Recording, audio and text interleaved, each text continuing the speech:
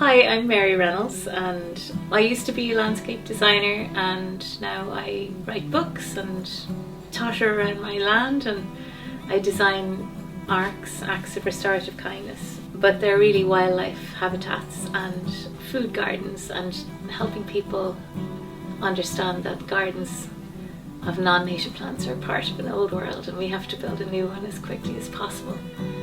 An ARK is basically a restored ecosystem, and there's many different layers of maturity as you can manage in whatever space you have. I say to people, if you have any land under your care, to give half of it back, at least half back to nature, and restore the native plant ecosystems and layers of maturity, and then in the other half to grow your own food. And if you have more than enough land to grow your own food, then share that with people who don't have land to grow food, and build community around growing food. And then I just want people to learn how to share.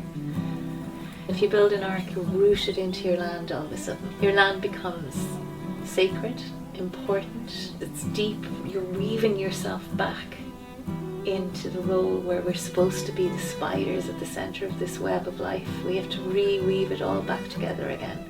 That's who we are, like guardians, not gardeners. That's the only reason we could possibly be here, is to be those people. If you form a relationship with a piece of land, and if you root yourself and you build that relationship, my understanding of it is that as that land is supported by you to heal, you're actually working on yourself. And so the benefits of what happens is that you restore your own true nature in alignment with the restoration of your land's true nature. And it's a really wonderful process, and my land is still growing, and I can see that I'm getting better as the land grows. How do you restore nature in any patch of land? I guess the way you'd start would be to do nothing and really just get to know the land and see what it needs, not presume.